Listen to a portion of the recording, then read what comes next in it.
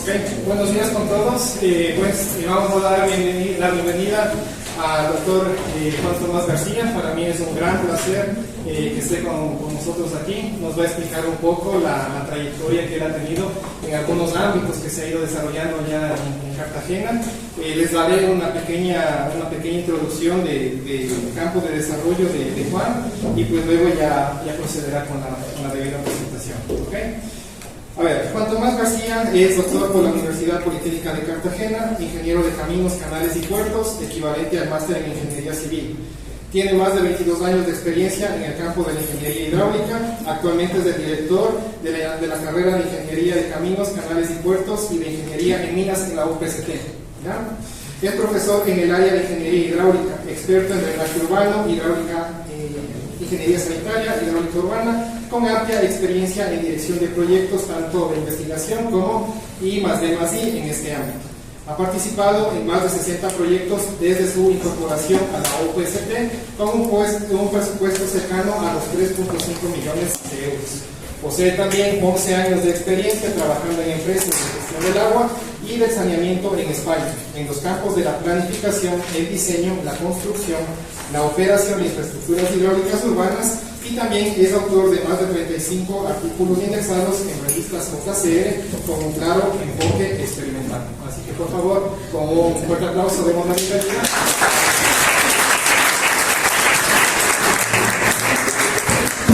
Buenos días, muchas gracias Patricio por la presentación.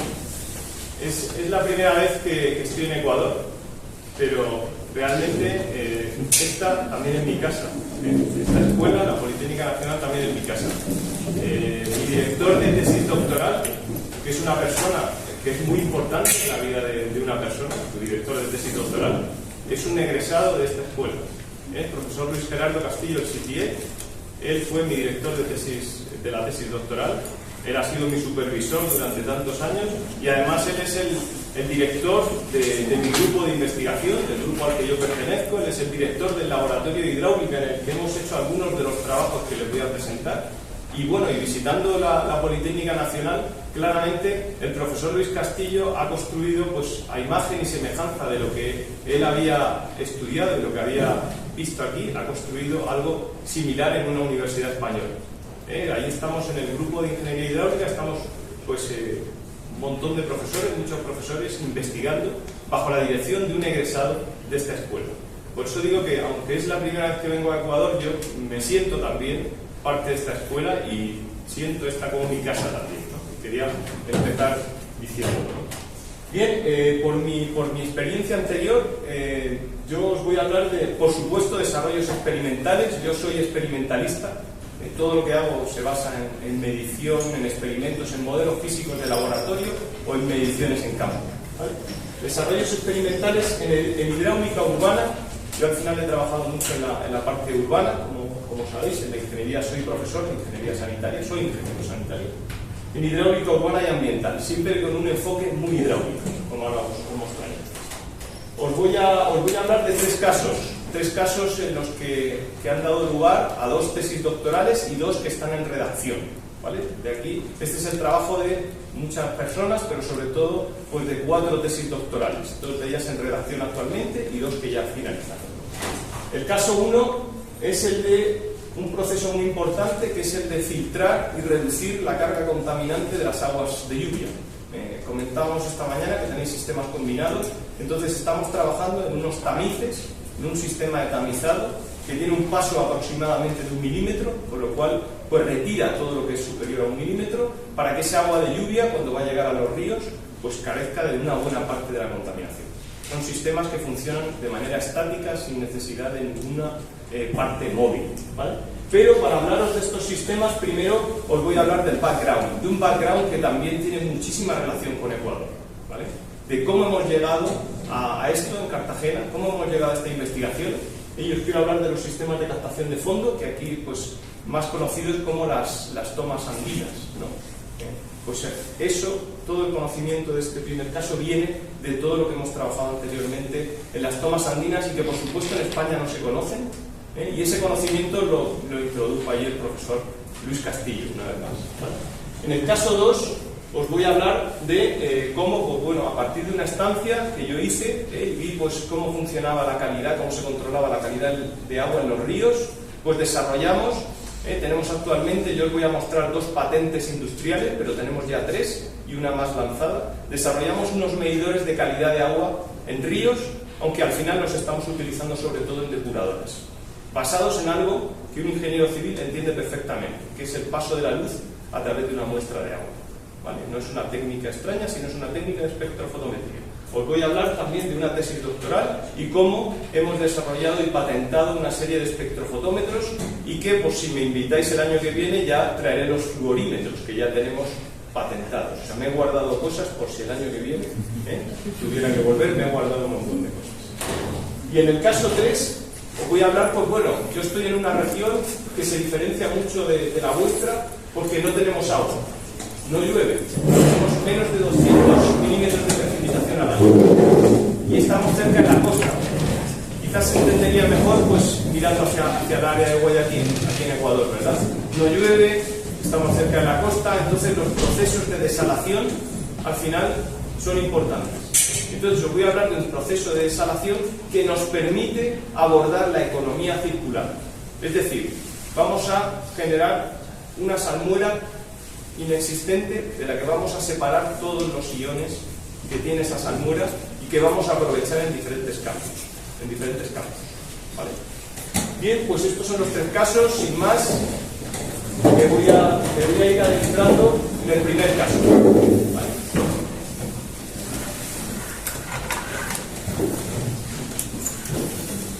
Para adentrarme en el primer caso, me gustaría que vierais esto porque para mí es muy importante, ¿no? Empezamos, fijaos, esta es, podría haber cogido otra edición, yo la que tengo es la segunda, tengo la segunda edición del libro de Crokin. El libro de Crokin, yo personalmente lo leo mucho, es un libro conciso, que dice cosas que pueden parecer a veces sencillas, pero son no tan sencillas, no tan evidentes, porque cuando he revisado muchos artículos de investigación, pues he visto cosas que parecen más sofisticadas, pero que no son tan acertadas como las que se recogen en el libro de Sviatoslav Crokin. ¿Vale? Entonces, bueno, pues para mí el punto de partida de este trabajo es en la segunda edición del libro de Sviatoslav Crokin, donde decía ya cosas que luego hemos comprobado experimentalmente. Muchas veces observamos cómo estamos en una era ahora mismo en la que tenemos muchísimos equipamientos, muchísima instrumentación muy sofisticada y realmente lo que estamos haciendo es verificar lo que hace siglos o años ya nos dijeron. Lo que la gente sabía, nosotros ahora lo estamos comprobando y verificando, no estamos realmente inventando nada en muchos casos, ¿no? Y aquí yo, pues el profesor Crokin, un profesor de esta escuela, ya sé que no era de origen ecuatoriano, pero le he puesto la bandera de Ecuador por todos los años que paso aquí, pues para mí dice cosas en su libro muy acertadas. Lo sencillo no tiene por qué ser menos acertado. Por supuesto, el profesor Luis Castillo, que en el año 98 desarrolló un proyecto en la isla de La Palma. La isla de La Palma es una de las Islas Canarias. Ahí de repente el profesor Luis Castillo se encuentra con unos tomaderos, unas tomas andinas en España. Eso nadie lo conocía. Bueno, gracias a esas tomas andinas él las mejoró con su conocimiento, con sus clases que había dado con el profesor Crokin, lo mejoró y ganó un concurso y se hicieron unos proyectos porque él estaba en ese momento trabajando en la empresa privada, ¿vale? En la consultoría de la empresa privada. Bueno, pues fue gracias a su conocimiento y ahí es donde el profesor Luis Castillo dijo hay que investigar en este tipo de tomaderos porque aquí hay mucho todavía por avanzar, ¿vale? Y ahí un poco es donde empieza esta historia, ¿vale? Después de esta historia, pues bueno, estuvo Paulina, que ahora está en la central. Fijaos que estamos más en Ecuador que en ningún sitio. Paulina es una investigadora que estuvo en la central y otra investigadora española que es María Dolores Marín también, que sigue muy vinculada a nosotros. Después llegamos, pues ya construimos el modelo, construimos un dispositivo experimental. En el año 2016 se consumó y aquí está mi tesis doctoral y también colaboró en la parte numérica con la mecánica de fluidos computacional del profesor José María Carrillo también de la universidad. Ambos actualmente seguimos siendo profesores junto con el profesor Luis Castillo. En el año 2019 se materializa la tesis de la doctora Aro, ¿vale? que es profesora en esta escuela, y ella pues continúa avanzando el conocimiento en las tomas andinas. Y actualmente Hay una egresada de esta escuela que está ahora mismo, muchas de las cosas que al final os voy a enseñar son de Catherine Xiomara Guachamín, que es egresada de esta escuela, ¿vale? Que está trabajando ahí en el laboratorio con nosotros.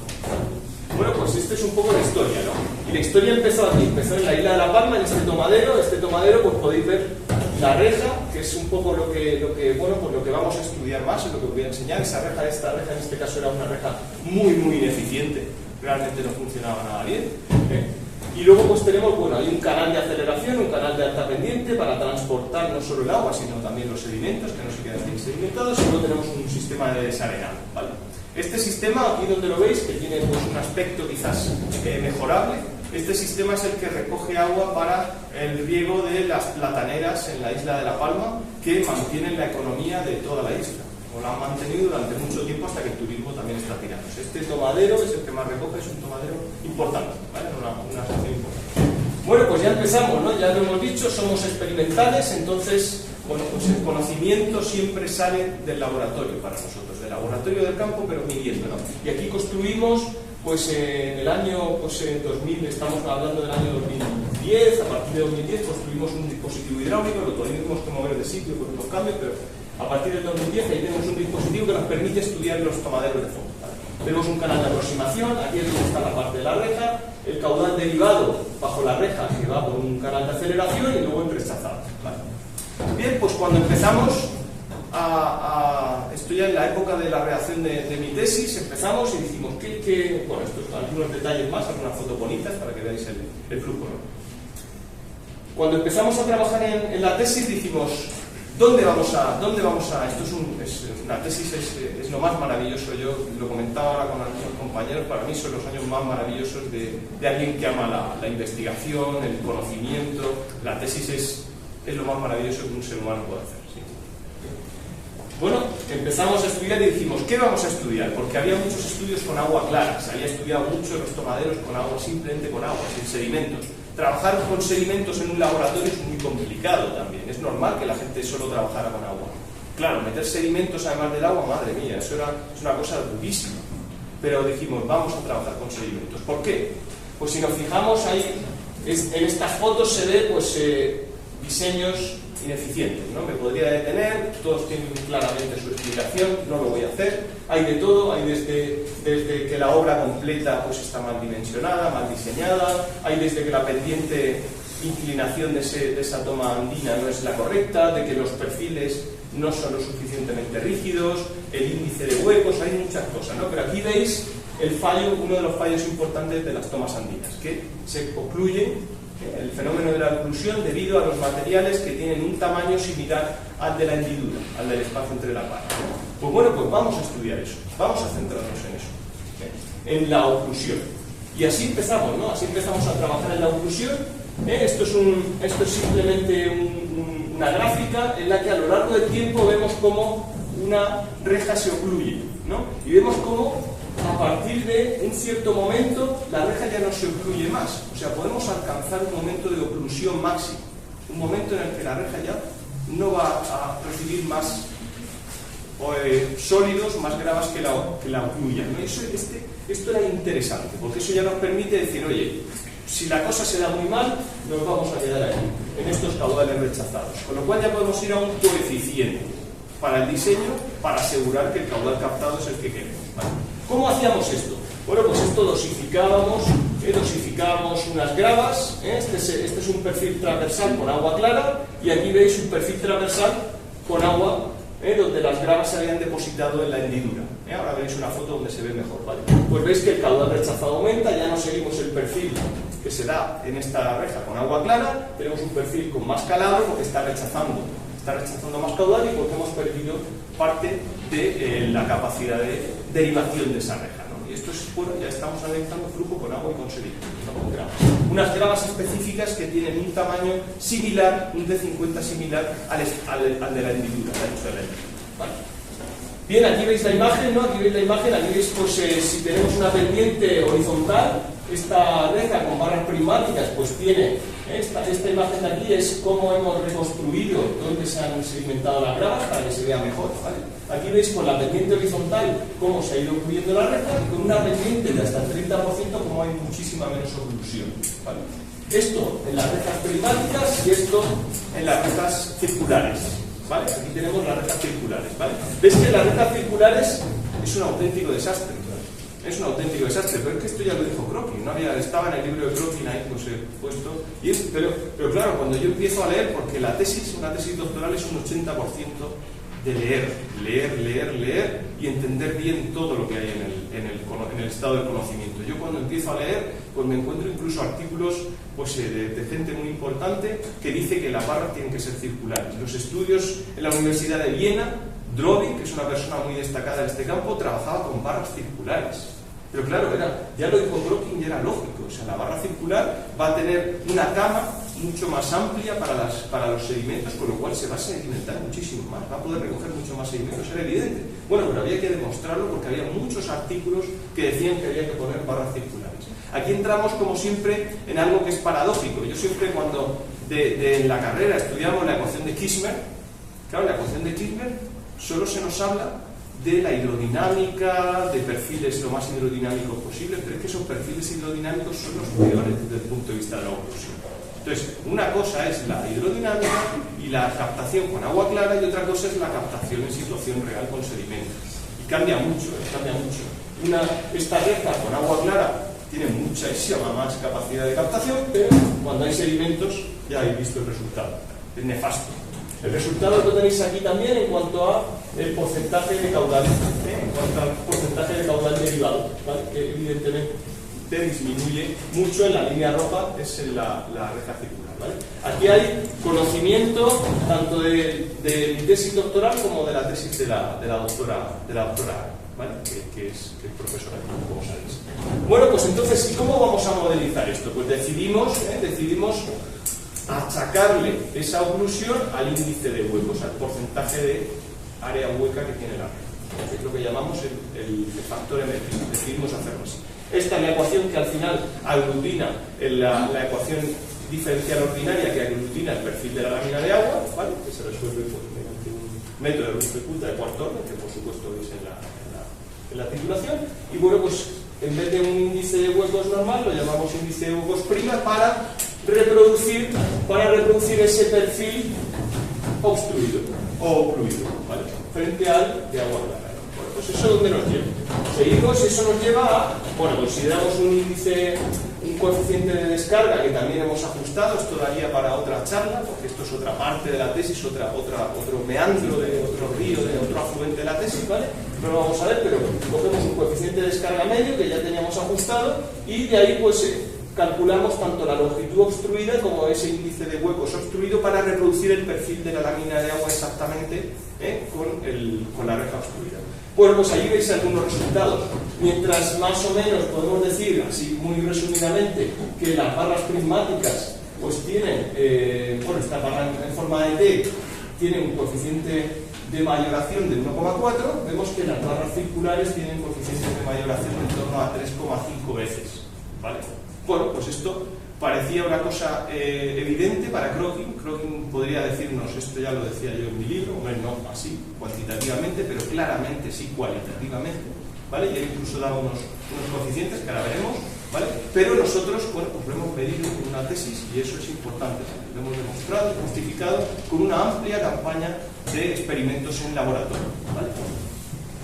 Bien, este gráfico parece evidente, pero bueno, si leemos la bibliografía uno al final se vuelve loco, ¿no? Al final, bueno, pues evidentemente si queremos agua clara, que es una situación ideal que no existe en la realidad, pero bueno, ya cada uno si quiere vivir en una utopía, ¿no?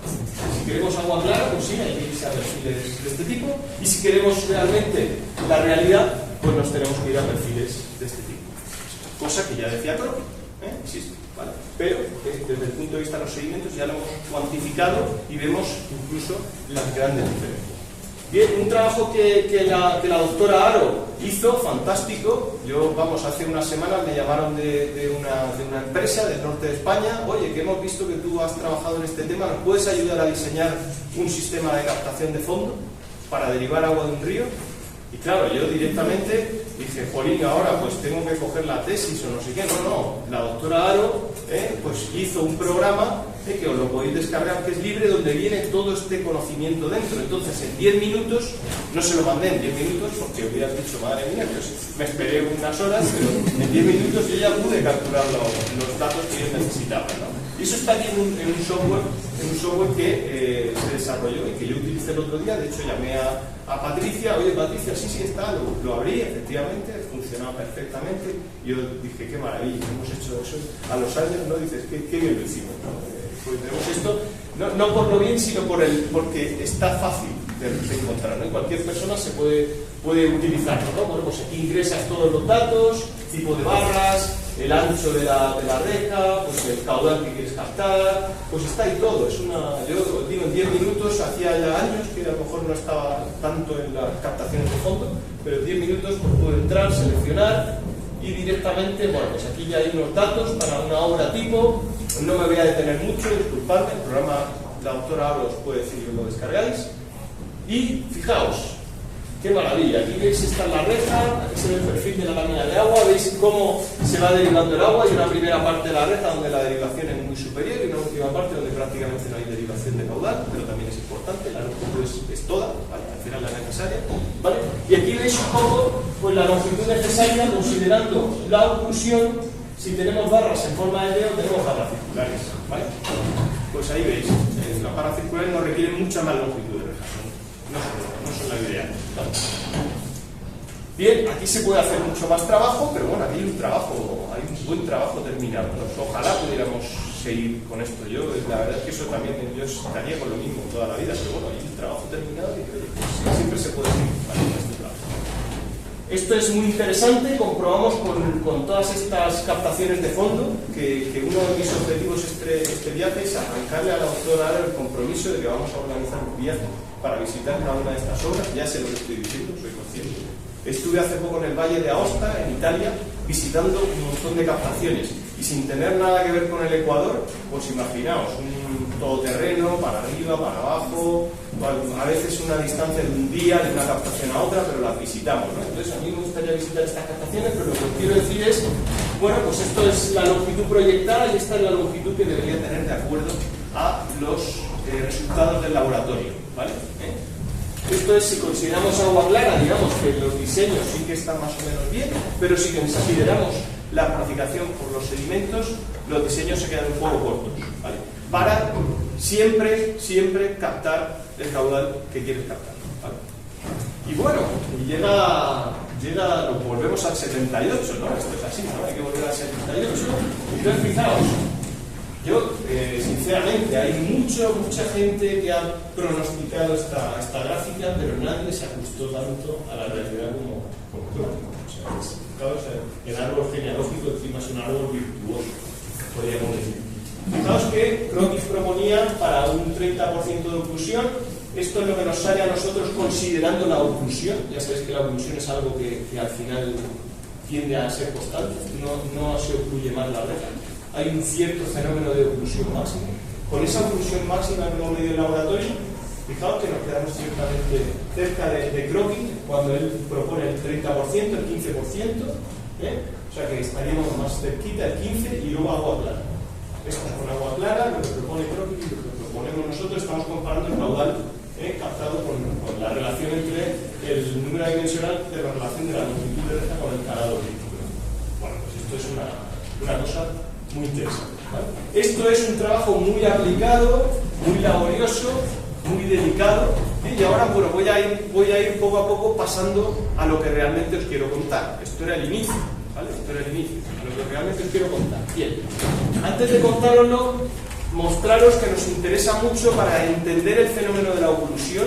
Para entender el fenómeno de la oclusión nos interesa también entender cómo es el equilibrio de fuerzas que se produce para que una piedrita de grava se quede en la hendidura, ¿no? Bueno, pues entonces ahí tenemos que conocer la velocidad, porque la velocidad es la que nos va a originar esa fuerza de arrastre, que va a ser la fuerza desestabilizadora que va a permitir que la piedra no se quede ahí ocluida, sino que siga hacia aguas abajo. Tenemos también una componente del peso que juega también en nuestro favor, ¿vale? De que la piedra siga hacia aguas abajo. Y luego, por supuesto, tenemos una fuerza en contra, tenemos una fuerza en contra que es también una componente del peso, y también ese empaquetamiento, lo llamamos empaquetamiento de la grava, que roza con esas, en función de la forma de la grava, roza con esas paredes de la barra prismática, o si es circular todavía mucha más superficie, ¿no? Bueno, pues hemos calibrado ese coeficiente de empaquetamiento. Esto nos interesa mucho, la velocidad, conocer la velocidad. Esto nos lleva a que queremos conocer la velocidad, ¿vale? Entonces, para conocer la velocidad, en principio en esta tesis éramos pues muy modestos, ¿vale? Empezamos con unos medios muy modestos, ¿no? Entonces, para poder caracterizar esto, necesitamos este sumatorio de fuerzas, ¿vale? Fuerzas estabilizadoras y desestabilizadoras en función de la posición de la reja. Para todo esto, ¿qué necesitamos? Necesitamos conocer la velocidad. ¿Cómo podemos calcular la velocidad si el flujo tiene curvatura? Es un flujo con curvatura. Es decir, las líneas de corriente no son rectas. No nos vale con poner un tubo pitot y medir la energía total en la punta y descontarle el lateral del pitot, ¿vale? No nos vale eso. Entonces, ¿qué podemos hacer? Bueno, pues se nos ocurrió, ¿y si ponemos dos pitots? ¿Vale? Ponemos dos tubos pitots. Eso nos va a dar dos valores de energía total en la punta, que no son exactos porque cada línea de corriente tiene su curvatura, pero con esos dos valores de energía total en la punta para esa inclinación sí podemos hacer, trigonométricamente sí podemos hacer un sistema de ecuaciones muy sencillito, esto es muy sencillo, en el cual sí podemos calcular cuál es la dirección, la inclinación de la velocidad máxima, ¿vale? Y eso hicimos, y con esto, con las medidas del tubo pitot, ¿vale?, podemos despejar tanto el término de presión, que no es hidrostático, un flujo curvo donde la presión ya no es hidrostática, se aleja de la presión hidrostática, ¿vale? Podemos calcular esa presión no hidrostática, podemos calcular la inclinación de la línea de corriente y podemos calcular la velocidad y su ángulo, ¿no?, el ángulo de la velocidad. Claro, con eso ya podemos volver aquí atrás y calcular la fuerza de arrastre y tener un conocimiento mejor, ¿vale? ¿Y todo esto para qué? Bueno, pues ahora entenderéis un poco para qué. Vamos a seguir, ¿vale? Bien, cambiamos. Ahora ya esto es lo nuevo, ¿vale? Esto es en lo que está trabajando ahora mismo, esto es totalmente nuevo, ¿vale? Esto no lo sabe nadie, solo lo vais a saber vosotros por ahora, ¿vale? Porque todavía no lo hemos contado a nadie porque estamos trabajando en ello. Es un work in progress ahora. Esto es lo que está haciendo ahora Catherine, que es una egresada de esta escuela, que está haciendo su tesis doctoral, ¿vale? Bien. Queremos... Ya me voy a mi campo de la sanitaria, y así que me voy un poco, el profesor Luis Castillo me deja un poco y me voy al campo de la sanitaria, ¿sabes? Digamos que ya no estoy solo en la captación de caudales, sino ahora estoy en la filtración de caudales, ¿vale? Pero todo el background, fijaos que es el mismo, ¿vale? En la captación, en la filtración de caudales, estoy en aguas lluvias, quiero retirar todos los sólidos que se puedan, porque si yo retiro todos los sólidos, ese agua lluvia ya puede ir a por ejemplo, un físico-químico, puede ir a una decantación. Una vez que he retirado los grandes sólidos, puedo hacer millones de cosas. Y además quiero hacer esa filtración con algo estático, que no sea un tamiz rotativo, que no necesite electricidad, que se pueda poner en cualquier sitio. ¿Y dónde nos vamos? Pues nos vamos a algo que a mí me recuerda mucho a los tomaderos, a las captaciones de fondo. Nos vamos a ir a los tamices estáticos. Fijaos, los tamices estáticos vienen del mundo de la minería. Se llaman cribas estáticas. La primera patente es del año 59, esto es muy importante, ya el tema de las patentes, yo pues ahora ya me fijo muchísimo en estas cosas, muy interesante. Fontaine, que es un holandés, en el año 59, él patenta la primera criba estática. Claro, hay una cosa súper interesante. Cuando habla Fontaine te dice, claro, año 59, la medida era solo comprobar que funcionaba o no funcionaba. Esta criba cóncava, él te dice que con números de reinos superiores a 10 elevado a 4 no se obstruye, ¿vale? Ya estamos ahí, ya se están diciendo muchísimas pistas, muchísimas cosas, ¿vale? Y además Fontaine nos está diciendo que esto es para separar sólidos de sólidos en flujos húmedos, ¿vale? Tiene que haber mínimo un 60% de humedad, ¿vale? Claro, eso ya ves, estamos ya, eso ya es nuestro también, eso ya me vale a mí. Claro, me encuentro con que en el año 82 dos americanos, ¿vale?, patentan una cosa, yo me lo tengo que leer bien porque no veo mucho la diferencia. Yo creo que el de la oficina de patentes casi que ha aceptado lo mismo que Fontaine ya había esto, pero bueno, no habría que leerlo bien, ¿vale? Pero patentan también ya para aguas, ¿vale? Para aguas patentan un sistema que además impide el paso de los peces, incluso de algunos huevos de peces, porque esto puede llegar hasta 300 micras, tiene forma cóncava, ¿vale? Y llegamos al año 2004, ¿vale? Esmond, y también está el Dr. Wade, con el que he hablado varias veces. Él tiene una empresa en Colorado, ¿vale? Esto ya viene de la parte de la costa oeste, la zona de Colorado. Ellos simplemente lo que hacen es, de la concavidad la hacen recta y emulan lo mismo que da la concavidad inclinando una barra respecto a otra. O sea, estas barras que son alambres, se llaman alambre porque esto tiene milímetros. Estamos hablando de barras que ya no son como las de los tomaderos, esto tiene milímetros. Los espaciamientos son de 1 milímetro o menos, ¿vale? Estas barras están inclinadas, tienen un tilte, una inclinación una respecto a la otra, ¿vale? Eso favorece lo que llamamos efecto Coanda, es decir, el fluido que está pegado a la barra va a seguir la parte sólida, ¿eh? En cambio los sólidos que van bajando, los sólidos no van a tender a ser atraídos por la parte sólida. Bueno, pues ahí tenemos algo que nos favorece la captación, ¿vale? Bien, pues yo con mi background ya saben lo que voy a buscar en este tipo. Bueno, aquí ven algunos ejemplos. Esto es el viaje que hice al Valle de Aosta, unas conclusiones muy interesantes. Aquí hay captaciones de fondo con rejas Coanda prácticamente horizontales. Esto es otra cosa ya para el año que viene, si vuelvo a la noche. Esto es súper interesante. Bueno, aquí ven la típica criba de depuradora. Esto es en el mundo de la sanitaria. Yo esto sí lo conocía. En depuradoras extensivas, desasistidas, yo sí conocía la criba estática, ¿no? para depuradoras, ¿no? Entonces algo yo ya sabía de esto, ¿no?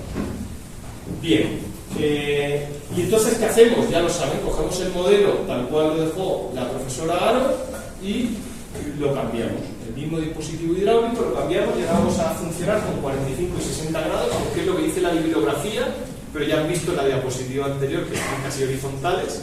Ya le voy dando pistas de por dónde iremos en el futuro, ¿vale? La bibliografía habla de 45-60 grados y empezamos a probar estas rejas Coanda, por efecto Coanda, que han patentado estos señores de Colorado. Se las compramos a ellos, de hecho, nos ponemos en contacto, se las compramos a ellos, que son los que tienen la patente y la fabrican, las empezamos a probar en el laboratorio. Ahí veis la inclinación y esto estamos diciendo que tiene en torno a 1 milímetro, ¿vale? O sea, ya medir aquí dimensiones ya tiene su cosita, ¿vale? Entonces, ¿qué empezamos a hacer? Bueno, pues empezamos a hacer lo que sabemos. Vamos a echarle gravas, en este caso arenas, que tengan más o menos el tamaño de espaciamiento entre las barras para ver si conseguimos ocluirlo. Vamos a someterlo en las peores condiciones, como ya habíamos hecho en el trabajo anterior. O sea, al final vamos buscando crear el mismo, a ver si lo conseguimos. Y aquí, bueno, pues aquí hay un poco la campaña que hacemos, de varios minutos, echamos 25 kilos de arena, la dosificación es manual. Bueno, pues hacemos una serie hacemos muchos test para estar seguros de que pues, evidentemente son representativos los resultados, ¿eh? Y bueno, ¿qué nos encontramos? ¿Vale? Lo que nos encontramos es algo que no esperábamos. Nos encontramos con que las rejas no se ocluyen. Entonces ya, ¿qué hacemos? Nos hemos quedado sin trabajo. Las rejas no se ocluyen, ¿vale? O sea, estos son diferentes ensayos con diferentes caudales. Fijaos que aquí hay un caudal muy bajo y en el que estamos echando esa gran cantidad de arena. Esto parece incluso del sector minero, ¿vale? Estamos en el sector minero, pero este trocito que es el que necesita el caudal de agua para derivarse, en ese trocito, acabado el ensayo, no hay nada de arena entre las barras, no hay ningún tipo de oclusión. Nos hemos quedado de repente sin trabajo. ¿Qué hacemos ahora? No sabemos qué hacer, porque no se estudia. Hemos detectado, eso es un problema importante, en esta parte en la que no hay flujo de agua. Cuando lavamos esta arena, si ahora mismo viniera un hidrograma y aumentara mucho el caudal a derivar y pasara mucho caudal, arrastraría la arena, pero esa reja ya estaría bastante obstruida. O sea, este sistema tiene un problema que, bueno, creo que tenemos algunas soluciones que podemos implementar, pero si tenemos una parte de la reja que no es cubierta por el flujo líquido y la arena se deposita sobre él, luego cuando tú lo lavas, la arena se ha quedado obstruyendo totalmente, el espaciamiento. O sea, que no es que haya magia, la obstrucción ocurre, pero con agua no ocurre. ¿Y eso por qué? Bueno, pues ahora vamos a ver por qué. Y ahí es donde Cacerín pues está trabajando en esta línea, ¿vale? Y ahora os contaré por qué. Bueno, esto es simplemente para que veáis, hemos hecho un esfuerzo enorme porque de esto no hay trabajos de laboratorio prácticamente. Hemos trabajado con valores que hay en manuales de campo, de gente que de campo ha escrito cosas, hemos hecho una búsqueda. Esto es una tesis, esto es el 80% de una tesis. De verdad hay que leer muchísimo, leer y después seguir leyendo. Pues es un trabajo enorme y hemos comprobado que bueno, nuestros datos son estos son los datos de la bibliografía. Hemos visto que estamos súper en línea con la bibliografía. Esto es para un espaciamiento entre barras de 1 milímetro, como la arena está solo entre 0 y 0,5 milímetros, se deriva. Y vemos que dependiendo del caudal se deriva, bueno, pues en algunos casos solo el 40%, o sea, solo entra un 40% de la grava que es de tamaño mitad de la hendidura, ¿vale? Esto es interesante para el efecto, porque esto, claro, tiene un efecto maravilloso. O sea, no solo retenemos todo lo que es superior al espacio entre las rejas, sino también lo que es incluso la mitad del espacio de la reja para grandes caudales, ¿no? Para mayores caudales. Y conforme reducimos el caudal, se deriva, pasa a través de la reja mucha más arena, ¿no?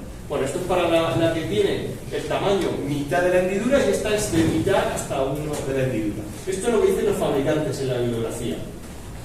Los fabricantes dicen que para la mitad del diámetro equivalente a la hendidura se retiene el 90% y se retiene mucho más, con lo cual aquí están equivocados, por lo menos en este tipo de flujos. En cambio, los fabricantes dicen que para tamaños de mitad de la hendidura hasta la hendidura solo pasa el 10% cuando pasa más. ¿Vale? Bueno, pues esto es lo que dicen los fabricantes, y aquí tenemos la prueba experimental, no solo medida en nuestro laboratorio, sino medida también por mucha gente en la bibliografía, que la hemos conseguido pues, trabajar, ¿no? Esto lo hemos presentado en algún congreso, pero esto tiene nivel de artículo, lo hemos digamos, presentado ya en algún congreso. Bien, vamos a lo que nos ocupa. Vamos a intentar ahora ver si, calculando la velocidad, podemos entender por qué las rejas no se ocluyen, ¿vale? Para calcular la velocidad, fijaos, hemos tenido la suerte en una convocatoria de investigación, pues hemos adquirido un láser y una cámara. Este equipamiento vale en torno a $500.000. Bueno, entre muchos grupos de investigación de la universidad, pues los de mecánica de fluidos industriales, los de aquí, los de química, entre todos nos hemos solicitado y el Estado nos lo ha comprado, ¿vale? Bueno, pues este equipo, aquí veis la configuración, tomamos 2000 imágenes por segundo, el láser, este sería el ancho de la imagen, en el momento en el que el láser ilumina, iluminamos, y el flujo está sembrado con unas partículas, ¿vale? Y esas partículas, como veis aquí, esas partículas las sembramos, un sembrado de partículas de poliamida de 20 micras, que tienen un comportamiento parecido al agua, ¿vale? Tiene una densidad como el agua y un comportamiento como el agua. Entonces nosotros analizamos una foto respecto a la siguiente y vemos cómo esas partículas se han desplazado mediante una simple correlación cruzada.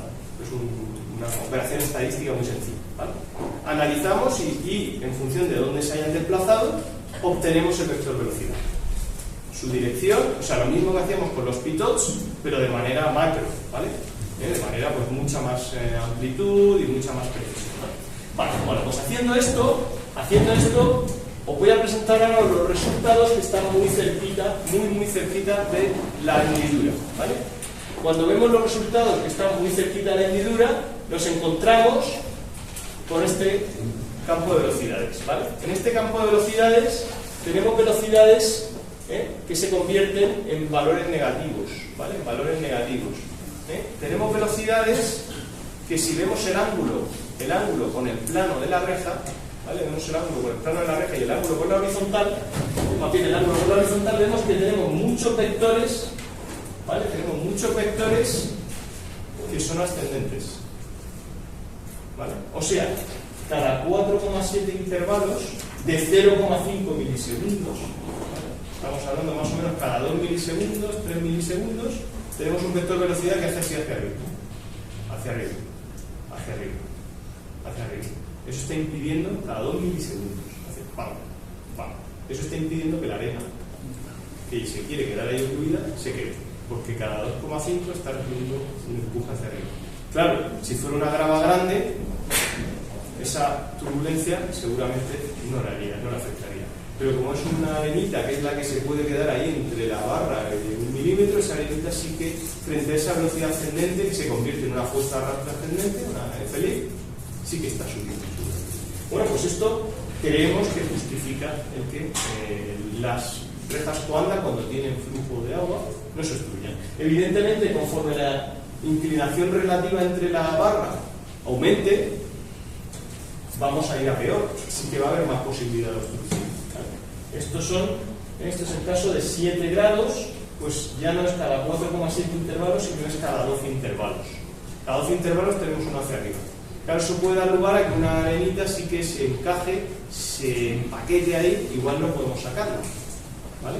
O sea, cuanto más inclinemos una barra respecto a la otra, captamos más caudal, pero estamos arriesgando más en cuanto a la posibilidad de oclusión, ¿no?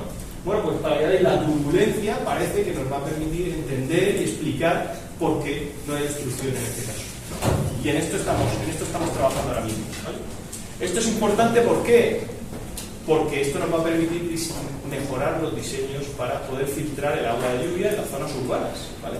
Y que esa agua filtrada sí que ya la podemos llevar a un tratamiento de una manera mucho más cómoda. Ahora mismo uno de los problemas es que con tanto sólido no puedes hacer nada. Estos sistemas son muy robustos y bueno, no sé si...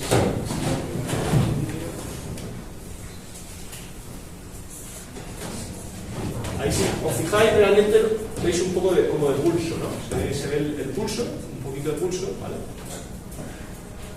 Y ese pulso esto es con el láser, ¿vale? Y ese pulso es el que de alguna manera está... esto no está a 2000 frames por segundo, con lo cual no se ve bien, pero es un vídeo tomado con un celular y con el láser alumbrando, ¿vale? Pero bueno, se ve, sí que se ve un poco de fluctuación, y esa fluctuación es la que impide la oclusión. Bien, voy con el caso 2. El caso 2 y 3 lo voy a hacer un poco más, van a durar un poco menos, ¿vale? Tranquilo, ¿vale? Bueno, el caso 2 empieza en una estancia que hago en Irlanda en 2018, me doy unos meses. También el profesor Luis Castillo tenía una amistad con un profesor de una universidad irlandesa y me dice, vete para allá unos meses. Y bueno, me voy con el profesor Joe Harrington, me voy a Irlanda, y ellos tenían un proyecto muy interesante porque estaban extrayendo pues árido de una zona urbana para mejorar la capacidad hidráulica y disminuir la posibilidad de inundaciones, y ese proyecto estaba dando lugar a incrementos de turbidez aguas abajo en el río muy importantes. Es un río en el que se pesca mucho, un río con un alto valor ecológico, y entonces bueno, pues había que tomar medidas tanto de cómo evolucionaban los sedimentos del fondo como de los sedimentos en suspensión, y yo estaba ahí pues un poco tomando medidas y analizando todo esto y cómo eso podía afectar a la vida ecológica, a la capacidad ecológica de ese río, ¿no? Bien, pues una de las cosas que yo me encuentro allí cuando llego es que hay muchos medidores de turbidez en el río con la turbidez. Claro, yo sí conocía, bueno, pues un turbidímetro, sí lo conocía de la depuradora, tal, pero de repente me encuentro que están en el río, ¿no? Muchos medidores de turbidez, ¿no?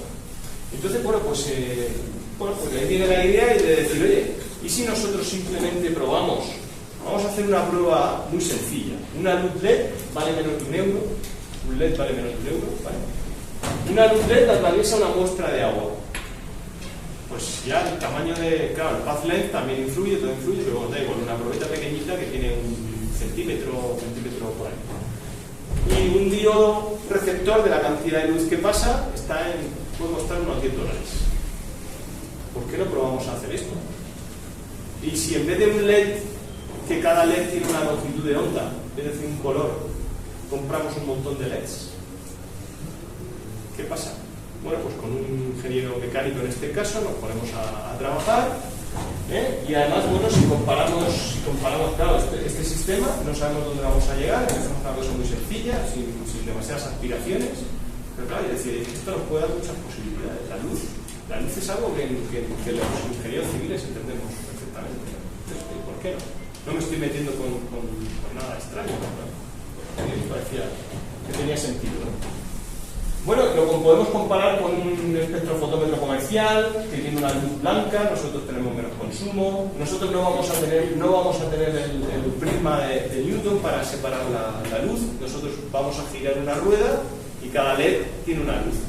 La luz blanca la podemos separar en todos los colores. Nosotros pues no vamos a tener esa óptica, no necesitamos óptica, directamente un LED que pasa a través de la luz. Y luego nos ahorramos también el sensor CCD. Nosotros vamos a tener un fotodiodo de un espectro de medición. Esto, un CCD puede costar unos cientos o incluso unos miles de euros, de dólares, y nuestro fotodiodo es muy barato. Vamos a empezar. Bueno, pues esta es la comparativa, como digo, de uno y otro, y Y este es el equipo, después de trabajar, este es un poco el primer equipo que construimos en la versión desktop.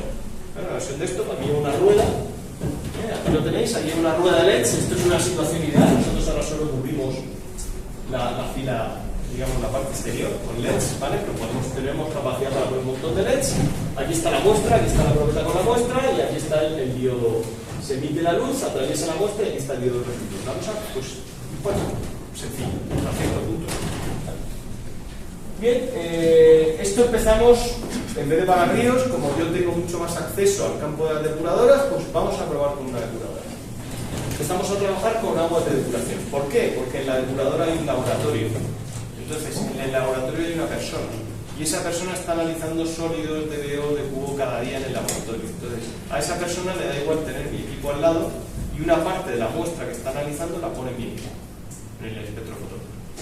Entonces, claro, el trabajo nos lo hacen de alguna manera esa parte del trabajo, ¿no?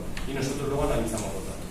Bueno, pues aquí veis la respuesta espectral. Esto está primero trabajamos en la franja visible, nos da un poco de miedo el ultravioleta, es malo para los ojos, no sé qué, no teníamos experiencia. Empezamos solo con la franja visible. Ya el año que viene os traeré la ultravioleta. Empezamos con la visible. Bueno, esta es la respuesta espectral típica en cuanto a transmitancia, es el porcentaje de luz que atraviesa, que es un término sencillo, el porcentaje de luz que atraviesa respecto al que entra.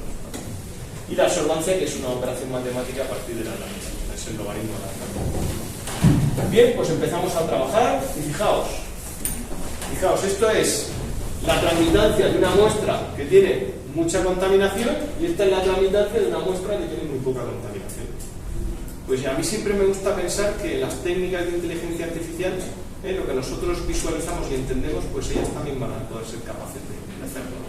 Y yo aquí claramente veo esto y veo que nuestro equipo pues tiene posibilidades, ¿vale? Aquí están todas las longitudes de onda y por colores, desde 380 a 700, y aquí veo que, claro, si el agua más sucia la transmitancia es mucho más baja, lo cual es del todo lógico, y el agua más limpia tiene una transmitancia mucho más alta y se separan claramente los valores, por ejemplo, de DQO o de DBO, claramente están separados, pues yo puedo buscar una correlación. Puedo buscar una correlación lineal, una correlación, en lo típico, pues nosotros en hidráulica trabajamos mucho más con las correlaciones lineales, es más típico. En este caso, bueno, pues si vamos a una no lineal, podemos alcanzar unos resultados mejores, pero aquí claramente hay partido, hay posibilidad de obtener una ecuación que en función de la transmitancia en todas estas longitudes de onda nos permite saber cuánta DQO hay. Claro, es una medida indirecta, pero es una medida que yo puedo obtener en tiempo real. Esto está muy bien. O sea, yo puedo poner un medidor de estos en la entrada de la depuradora, que cuesta muy económico, y puedo saber cómo está repartiéndose la carga contaminante. Y eso está muy bien, ¿vale? Bien, pues como digo, comparamos nuestra medida con la medida del laboratorio. Fundamental, utilizamos una técnica de inteligencia artificial, que es la regresión simbólica mediante algoritmos genéticos, muy sencillo, ¿vale? No tiene nada. Y al final, bueno, pues este equipo con estas características, este conecta al ordenador con un USB, no necesita ni siquiera ir a la corriente eléctrica. O sea, fijaos, con el USB del ordenador puede funcionar, ¿vale? Tenemos una plataforma donde almacenamos los datos. Aquí podéis ver una muestra resultante. Estas son las dos patentes, tenemos tres ahora mismo, pero estas son dos patentes. Fijaos en esta patente es la que toma muestras, de aquí sale un tubo, tomamos muestras de una arqueta de pretratamiento, yo tengo un tubo con una bomba, tomo muestras, aquí abajo está la bomba, ¿vale? Aquí está la fuente de alimentación y aquí es el almacenamiento de muestras y aquí tengo lo que es lo mismo que habéis visto en el otro equipo, ¿vale? Este equipo toma muestras directamente del pretratamiento de la depuradora y ya analizamos el tiempo real, ¿vale? Bueno, pues esto está patentado, tenemos dos patentes, tenemos ahora otra más que es el fluorímetro, que mide en vez de a 180 grados a 90, que es un tema súper interesante para medir otro tipo de contaminantes. Y bueno, hicimos un proyecto en el año 2021 en varias depuradoras, hasta 14 depuradoras, analizamos estos parámetros y muy rápidamente, fijaos, esta ecuación, esto lo hicimos con una empresa que nos contrató y para calcular la DQO nos salía esta ecuación, una ecuación que decía una constante por la absorbancia a la luz a 583 nanómetros, más otra constante por la transmitancia a 500 nanómetros. Bueno, pues ahí tenéis una ecuación que se ha obtenido mediante un algoritmo genético y es una regresión no lineal. ¿Vale? Ya está. ¿Vale? Una regresión no lineal. Yo podría haberla obtenido probando. Muchas veces las regresiones lineales se hacen así, vamos a probar aquí, allí. Esto lo hace un algoritmo genético que hace muchas pruebas en muy poco tiempo. ¿Vale? Obtenemos esta ecuación, ¿vale? Es interesante ver qué longitudes de onda escoge. Bueno, esto daría para una charla más en profundidad, que también. Pero bueno, aquí veis un poco la comparativa entre el valor medio del laboratorio y lo que arroja nuestra ecuación, ¿vale? Para agua bruta estamos hablando de DQOs de entrada depuradora, pues que van de los 800 a los 1400. Tenemos desviaciones medias de 116 miligramos, ¿vale? Entonces, en torno a un 10%, podemos decir que un 10% de error, ¿vale? Una medida de laboratorio ya tiene un error superior, ¿vale? En una medida de laboratorio ya podemos estar en errores perfectamente del 20-30%. O sea, yo ya estoy trabajando con unas medidas que en el laboratorio ya tienen error. Además, estamos cogiendo una parte de una muestra, otra parte de otra muestra, es decir, esto es un dato, está bastante bien, ¿vale? Y nos vamos a... Bueno, este es el gráfico de dispersión que compara lo medido con lo estimado.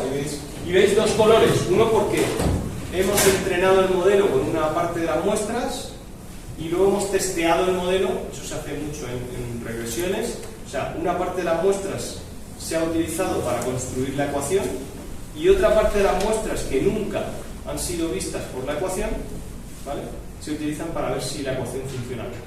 ¿Vale? Ahí tenéis el test y el training, ¿no?, que se llama, ¿vale? Bueno, pues ahí veis el gráfico de dispersión de ese test y de ese training, ¿no?, con la ecuación de agua bruta. Lo hemos hecho también con la de agua de salida y claro, pues los valores son 30, 25, pues la desviación también en torno al 10%, los 3 miligramos por litro, ¿vale?, la comparativa de una con otra, ¿vale? Y ahí tenemos el valor de DQO y también el gráfico de desviación. La ecuación, tenemos una ecuación pues también con sus absorbancias, transmitancias. Este es el caso de la de DQO, pues tengo ecuación de los sólidos en suspensión, de la DBO, del nitrógeno, de no sé qué, de todas, ¿vale? Y con esto, pues bueno, este trabajo es una tesis doctoral. Actualmente tenemos las patentes licenciadas con una empresa y varios equipos están midiendo en continuo. Ahora mismo hay 2 equipos en una depuradora midiendo en continuo. Esto es un trabajo enorme porque los equipos fallan, o sea, estamos aprendiendo mucho y hay un trabajo detrás, pero fijaos qué cosas se pueden hacer, ¿no? Es una maravilla y eso está a vuestro alcance, ¿vale? Y animaos porque esto es súper bonito. Es un trabajo que se puede hacer. Bien, voy ya con el último caso, ¿vale? Último caso, este voy a ser más ágil todavía, ¿vale? Más ágil ya, ¿vale? Este es un caso también muy relacionado con mi región, ¿vale?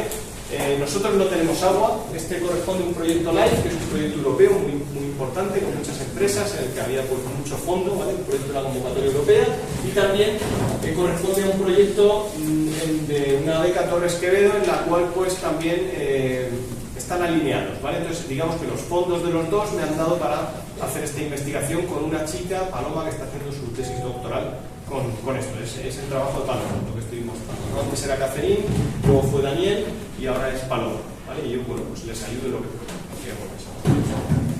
Bien, ¿qué pasa en España? Pues que no tenemos agua, llueve muy poco, el agua está, fijaos, esta es mi región. No la he puesto yo en rojo, venía ya en rojo en verde, ¿vale? Agua contaminada por nitratos. La laguna costera más grande de Europa y más bonita está prácticamente siempre en el límite de eutrofización, ha perdido su valor ecológico. La agricultura, por otro lado, es el factor de la economía de mi región. Si sumamos a la agricultura la empresa auxiliar y el procesado agroalimentario, que es un sector importante, podemos estar hablando de más del 50% de lo que es la riqueza de la región, de la economía de la región, viene de alguna manera relacionada con la agricultura. Complicado, ¿vale? Todo muy complicado. Entonces, bueno, pues en la parte urbana también, como sabéis, cuando llueve, lo urbano también pues emite. Quiero decir, es complicado, ¿no? Entonces, bueno, pues no tenemos agua y el agua en muchos casos está contaminado, ¿no? Los acuíferos están contaminados, están con muchos nitratos. ¿Qué hacemos? Bueno, pues lo que podemos hacer es un un proyecto de economía circular, que se llama en inglés ZLD, descarga cero de líquidos, es decir, vamos a desalar y al final la salmuera que quede no vamos a verterla al mar, como hacen todas las desaladoras, sino vamos a seguir sacando el agua y vamos a separar los iones que hay dentro, porque hay en el agua de mar hay litio, ¿vale? Hay litio, evidentemente en concentraciones muy bajas, pero hay un montón de iones disueltos que son súper valiosos, ¿no? Entonces vamos a ir un paso más allá de la desalación. ¿Cómo hacemos esto? Bueno, pues el proyecto típico de descarga cero de líquidos es ósmosis inversa, concentramos y extraemos el agua y la utilizamos, agua para agricultura otra vez. Tenemos luego un evaporador concentrador y un cristalizador, que suelen ser pues, sistemas de evaporación térmica muy costosos energéticamente, ¿vale? Y esos también nos dan un agua destilada. Y luego al final tenemos un único cristal de sal que lleva de todo. En este caso magnesio, calcio, potasio, sulfato, sodio, cloro, nitrato, lleva todo ahí, ¿no? Y eso ya no vale, eso es un residuo, porque eso no le interesa a nadie, ¿vale? ¿Cómo podemos hacer para que ese residuo le interese a la gente? Bueno, pues ahí tenemos una técnica que es la nanofiltración, ¿vale? La nanofiltración no llega a tener un paso tan cerrado como la ósmosis, que separa agua de todo lo demás. La nanofiltración sí que permite un paso. Entonces la nanofiltración sí que nos permite separar, ablandar el agua, es lo que llamamos ablandamiento, nos permite separar las polivalentes, las divalentes, calcio, magnesio, sulfato. ¡Wow! Eso es maravilloso. El sulfato es la masa que con el calcio hace sulfato cálcico, podemos utilizar en la construcción. El sulfato de magnesio en la agricultura puede tener valor. Entonces separamos todo lo que podamos y lo que nos queda aguas abajo sí que es ya algo que podemos evaporar y convertir en alita, en sal. ¿Vale? Y esa sal, bueno, no será perfecta, pero sí la podemos utilizar para deshielo en carreteras, para algún uso industrial, ¿no? Entonces, ahí puede haber partido, ¿no? Entonces, en eso estamos, en la nanofiltración, ¿no? Complementar lo clásico con esto, que es la nanofiltración, ¿vale? Y aquí tenemos un proceso de nitrificación también muy interesante para separar el nitrógeno vía gas a la atmósfera, que hemos desarrollado de muy alta carga y muy bajo tiempo de retención, muy interesante también, que también, pues, en algún momento me encantará compartir con vosotros, porque es también una cosa muy chula de nosotros. Bien, aquí veis, como siempre, vamos al laboratorio, no sabemos hacer otra cosa, ¿qué vamos a hacer? Cada uno tiene sus defectos. Vamos al laboratorio, construimos un modelo, esto es una placa, esta es la membrana, tenemos por ahora una membrana plana, cuando tengamos más dinero queremos ampliar para tener membrana enrollada, que es más representativa de la realidad, ¿vale?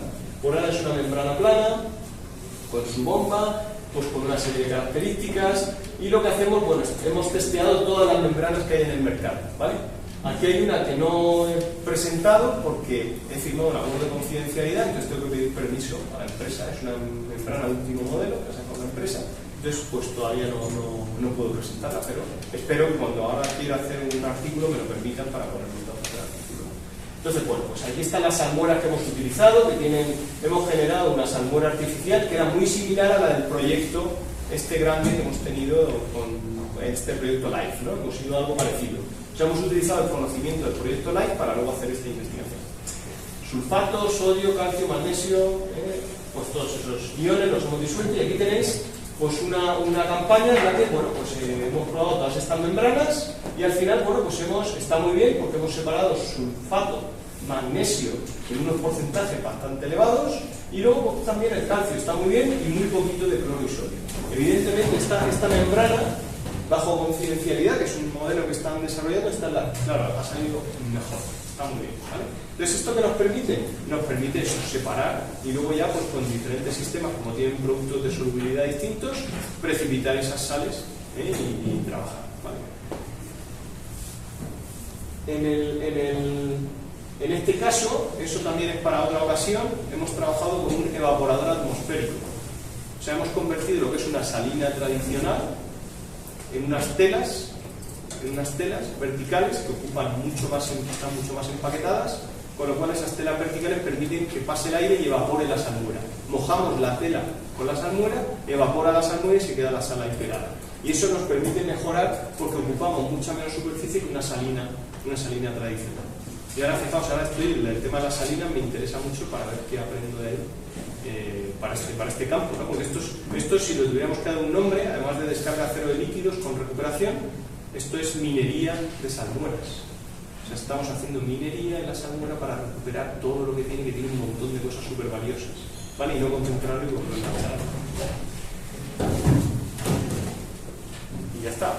Muchísimas gracias. Menuda paliza os he dado. Os pido perdón, pero es que tenía muchas ganas de venir y hablar con vosotros y me encantaría pues, que me preguntarais pues, todo lo que quisierais. Un montón de cosas y yo aquí a vuestra disposición total. Primero quisiera pedir un gran aplauso a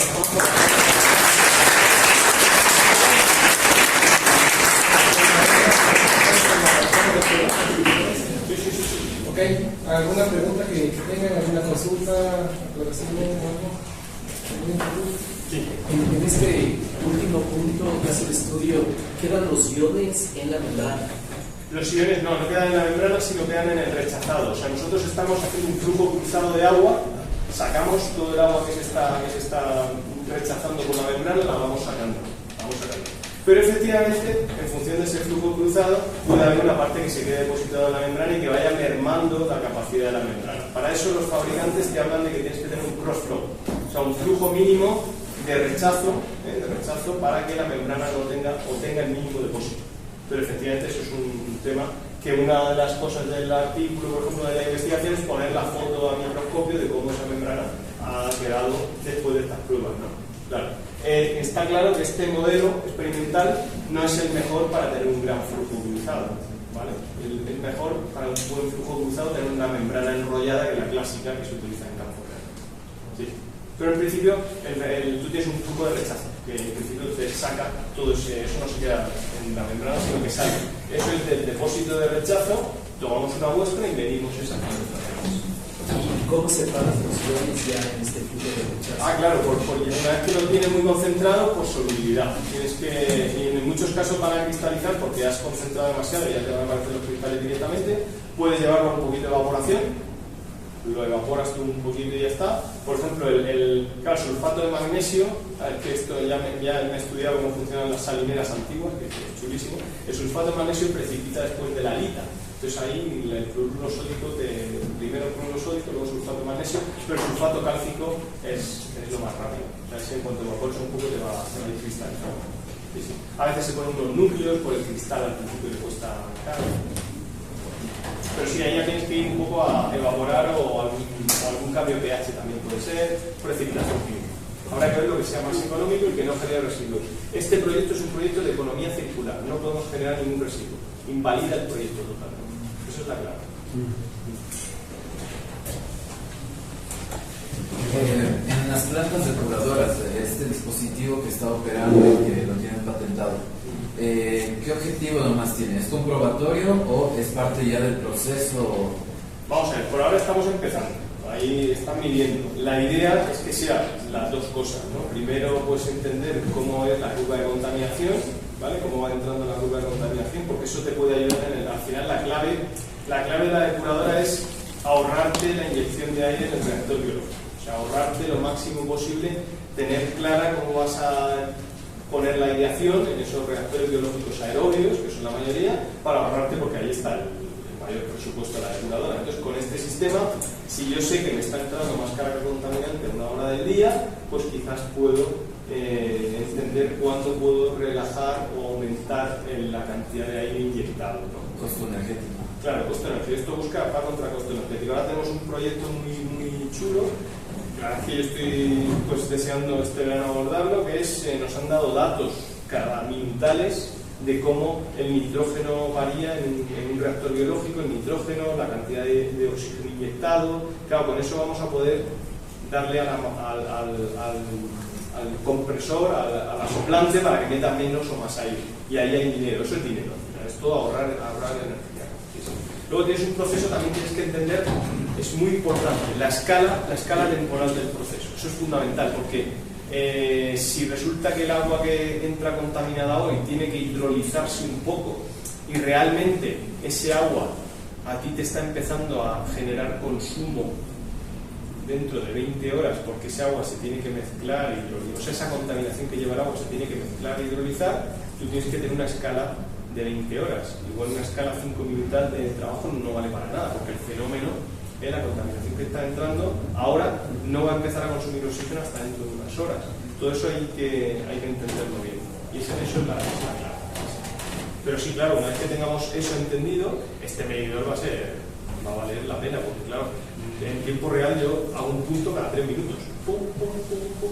Y eso sí, cada cierto tiempo me llevo una muestra al laboratorio y vuelvo a establecer la curva, la correlación. Imagínate que el agua ha cambiado, hemos puesto en servicio un pueblo nuevo y está llegando un agua distinta, porque lleva agua de cafetal, o lleva agua industrial, o lleva agua lo que sea, y entonces ponemos en servicio y eso va a cambiar. Ya no vale la ecuación anterior. Ese es el problema. Esto no es físicamente basado, esto es estadístico, con lo cual eso tiene su parte mala. La buena es que te ajustas perfectamente a lo que tú le das. La mala es que no hay física, con lo cual, si cambia el agua, no vale para nada lo que haces.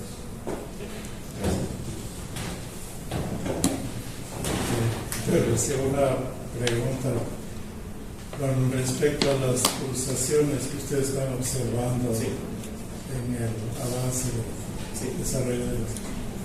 Esas mediciones son en un plano. Eso es.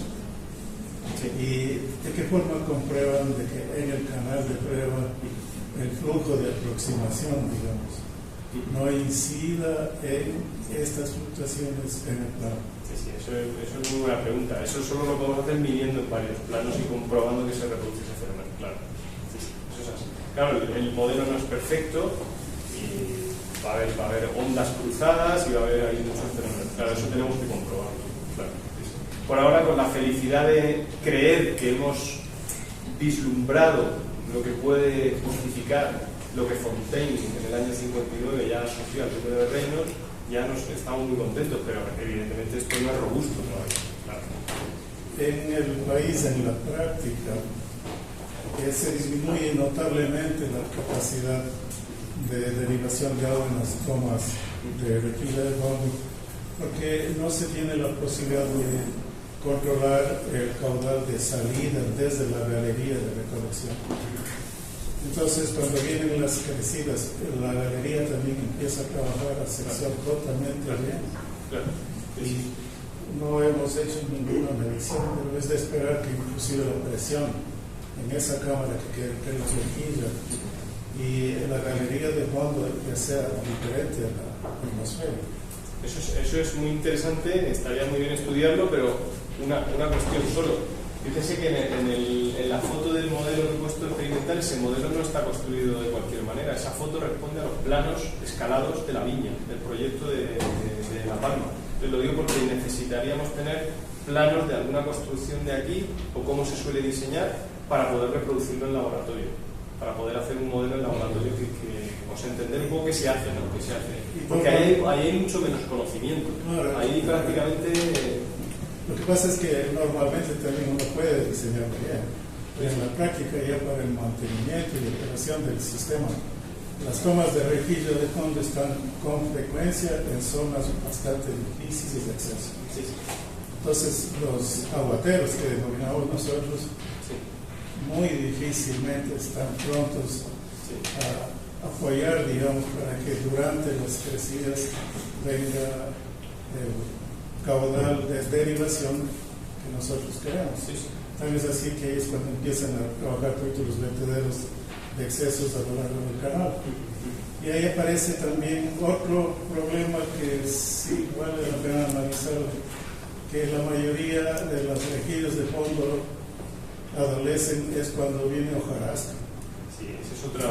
La hojarasca se queda apretada, digamos, entre las... Ese es un aspecto que efectivamente inutiliza estas obras que no hemos estudiado, eso es así. Hemos estudiado la grava, no hemos estudiado la hojarasca, pero sí que hay esa línea. Me va a hacer usted que desvele ya una cosa que traía yo para el año que viene. Pero la voy a... Ahí hay una... Ahí podemos hacer uso de los dientes de turbulencia para intentar reducir ese efecto. El diente de turbulencia tiene un efecto importante para caudales muy bajos, pero prácticamente se va a inutilizar para caudales altos. El diente de turbulencia, cuando tenga un calado alto, un gran caudal, no va a ejercer nada, pero en caudales bajos está... Claro, es el efecto contrario de lo que tú quieres. Está haciendo ahí está introduciendo muchísima turbulencia en el diente, con el diente, y entonces te está alejando, esto es casi claro, te está alejando la hojarasca y pues sobre todo el alga, ¿no? El alga es esa hojarasca y ese alga te la está dejando, te está manteniendo esta zona. Y si el caudal aumenta, bueno, por lo menos ya tendrás esta zona y el alga te la ha dejado aquí. Y ese es el... O sea que ahí creo que eso es una línea también que queremos estudiar con los dientes de turbulencia. Esto no existe en la bibliografía, no está documentado. ¿Sabe usted cómo yo, Dr. Wade, bueno, el Mr. Bob Wade, que es el que ha patentado esto, tiene la empresa Hydroscreen, Colorado, y él junto con el ingeniero Aristide Clementi tenían una obra en Guatemala. Entonces cuando llegaron a la obra de Guatemala veían que los que estaban manteniendo la obra ponían un tronco justo aguas arriba de la reja. Claro, ellos se fijan, ¿para qué ponen ustedes un tronco? No, es que si no ponemos el tronco esto se colmata. Entonces el vientre de turbulencia viene de ese tronco que unos señores que estaban manteniendo la obra en Guatemala ponían aguas arriba. ¿Para qué? Para generar una turbulencia aquí que impidiera que esa hojarasca se quedara aquí, lanzarla un poco más allá y asegurar que esta zona siempre estaba trabajando bien. Y luego, bueno, pues ya con un caudal mayor seguramente ya podrá. Esto igual se ha secado y aquí no, pero bueno, tienes también la ampliada, la tecnología para... Creo que acá nos dio un par de tomas, un resultado bastante bueno, es colocar la doble rejilla. Sí, bueno, eso es fundamental, sí. Pero para eso necesitamos que exista, obviamente, una grada. Sí. Pero eso, probablemente desde el punto de vista hidráulico, sea una solución. Pero la doble rejilla no te soluciona tanto el tema del alga, pero sí te soluciona proteger la reja, porque bueno, en los ríos estos de montaña de Italia, que tienen doble reja en algunos casos, claro, tú ves bajar unas piedras que eso cae encima de la reja y lo ves. Pero la reja superior normalmente no es de metal, también es de troncos, sí, de tal manera que trabajan mejor para el arrastre, hojarasca y todo eso. Ahora, lo que sí quisiera insistir y en beneficio de todos es que cualquier esfuerzo que hagamos en mejorar los bocatomos significa una tremenda ventaja para el desarrollo de los proyectos de abastecimiento de agua, de riego y de la central hidroeléctrica. Porque esto es dinero. Mientras menos agua captemos aquí, menos posibilidad tenemos de ser financiable al proyecto general. Sí, yo fíjese, esta es la línea de mi vida, quiero decir. Voy a decir la niña de mi vida, pero es la línea de mi vida, ¿no? Y bueno, yo tengo 3 hijas. Y bueno, yo quiero seguir trabajando en esto, o sea, yo estaría encantado de poder seguir colaborando aquí en lo que pudiera en este campo de las captaciones de fondo, que es un campo maravilloso y que tiene mucho por hacer, como hemos visto, ¿no? Más allá no había este conocimiento antes. Y lo hemos generado, ¿no? Y hay ya un montón de gente que ya sabe de esto, ¿no? Entonces seguir es importante. Y yo, bueno, pues ahora he seguido, quizás también con otro cambio, pero ese cambio también, esto es incorporable a las captaciones de fondo. Creo que las rejas coandas son una buena oportunidad. Sí, no. Justamente eso es lo que quería también comentarle, porque lo que hemos observado, la succión que se genera por la sección particular que tienen las rejillas, no nos conviene a nosotros. Justamente es lo que impide la limpieza del material vegetal. Puede ser eficiente para el material sólido, ¿no? Pero para el material vegetal hasta la limpieza mecánica se dificulta. Sí. O sea, especialmente porque hablamos de caudales relativamente pequeños de dimensión. Acá también se está vendiendo mucho las rejillas tipo con un grave problema que el mantenimiento tiene que ser hecho por los vendedores de la... Sí, y aparte, bueno, tienen unas barras muy endebles. Sí, eso es así. Felicitaciones. Nada, muchas gracias y luego buenas notas.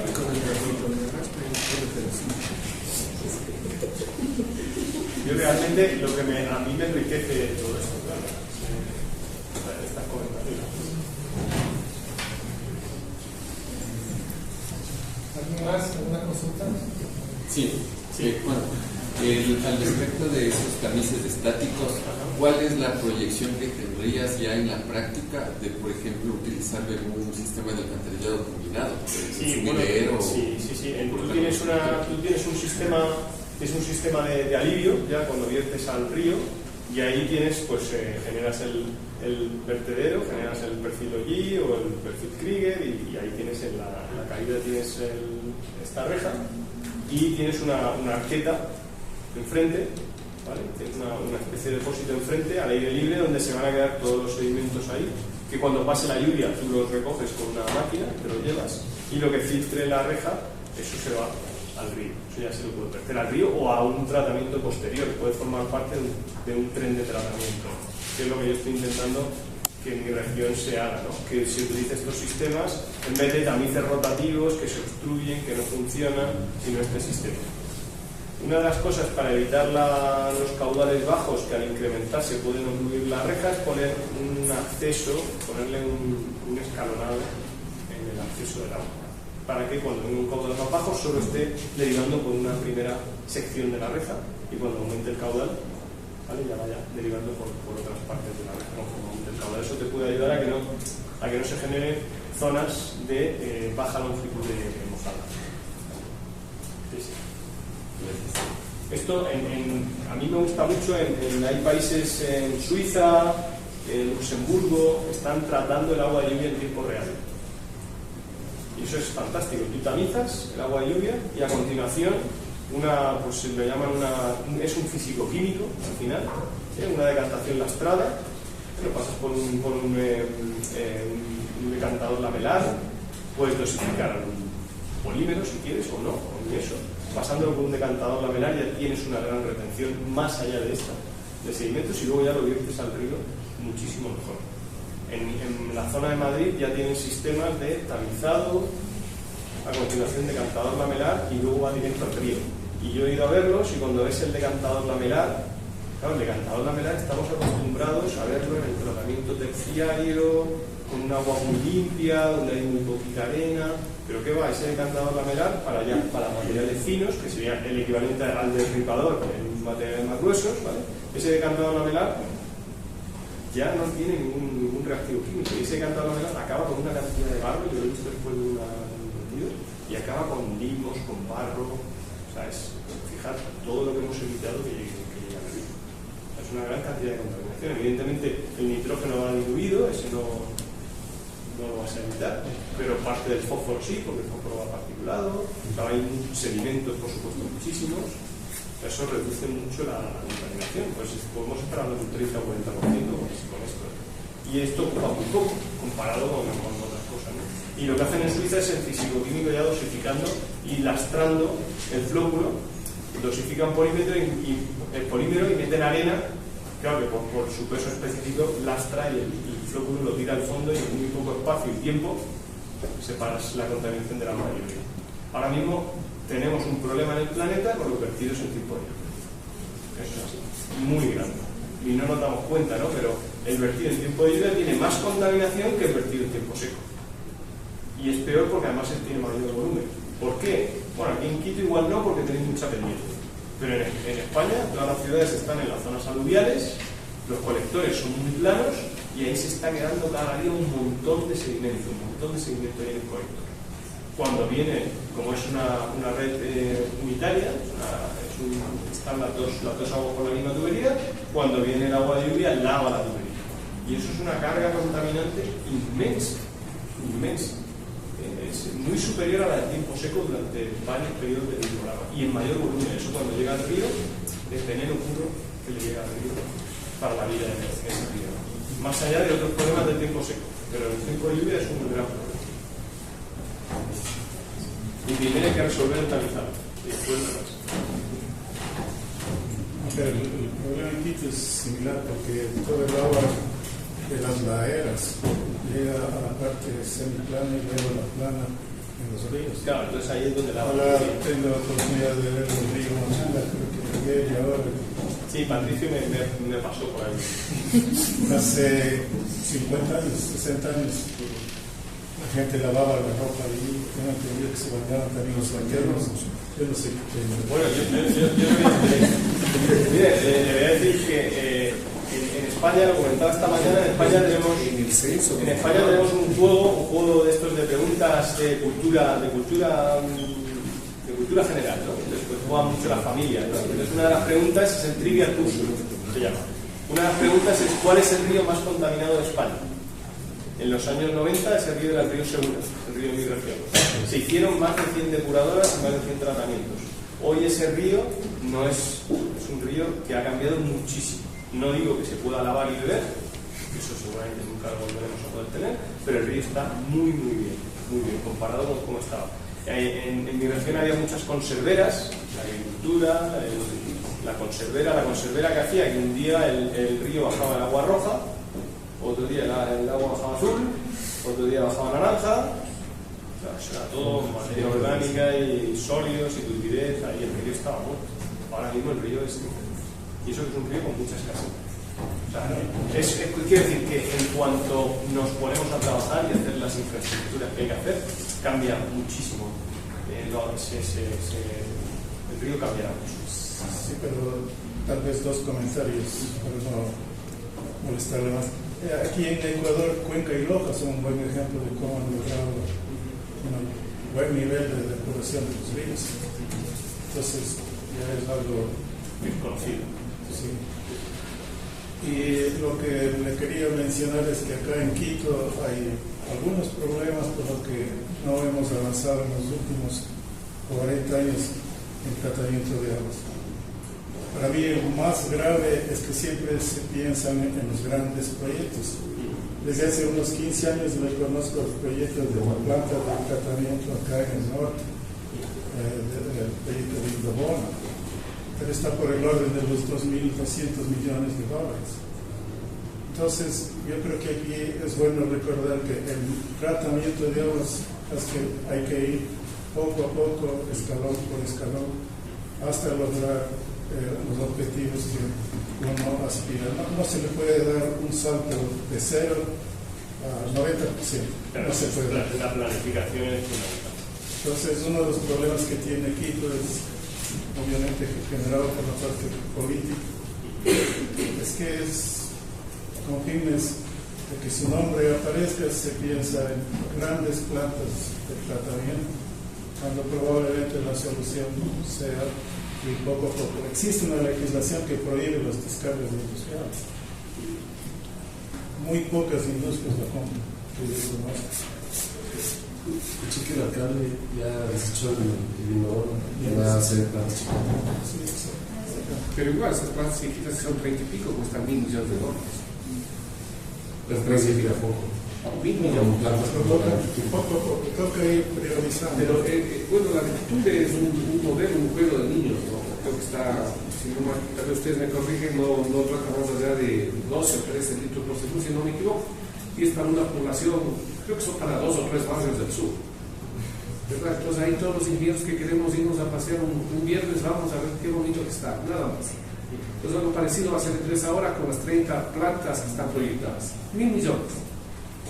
Pero todavía nos faltan unos 2.000 que dicen aquí. O sea, no es que vamos a gastar los 1.000 a costa de dejar de gastar por los 2.000, sino que ahora van a ser 3.000. Más o menos así.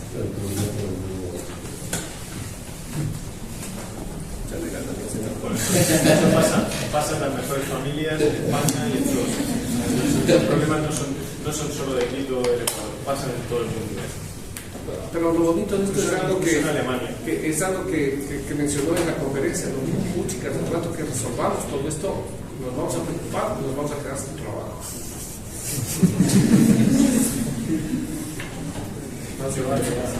Yo creo que creamos más problemas de los que resolvemos. Entran más de los que salen.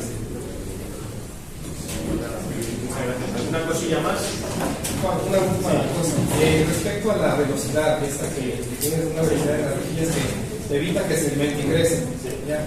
Esto se debe al estado de flujo, a la geometría de la rejilla, ¿A qué se podría deber? ¿Por qué? Porque... O sea, yo creo que la fluctuación, la turbulencia la vas a tener cuando haya una superficie lisa, con más o menos rugosidad, con una superficie en contacto con el agua, ¿no? Ese fenómeno de turbulencia surge ahí, ¿no?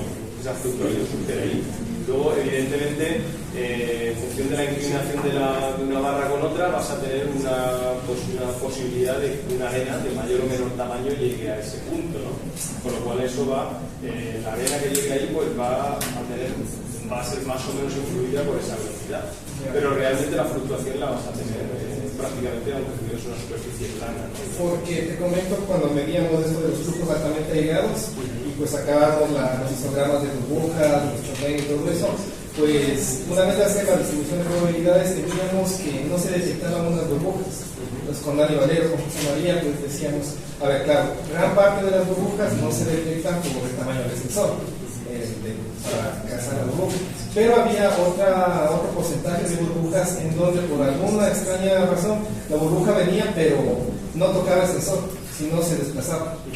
Entonces hasta ahí llegamos, o sea, no supimos determinar el por qué. Si la burbuja venía con una dirección, con una velocidad, con una inercia, de pronto pues no chocaba el sensor, simplemente salía disparada en otro sentido.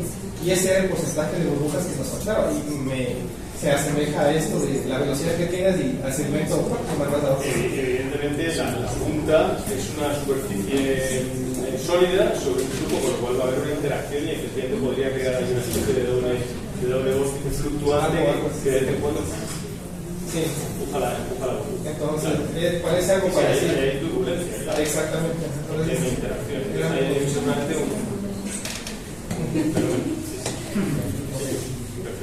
¿Alguien más? Una última pregunta.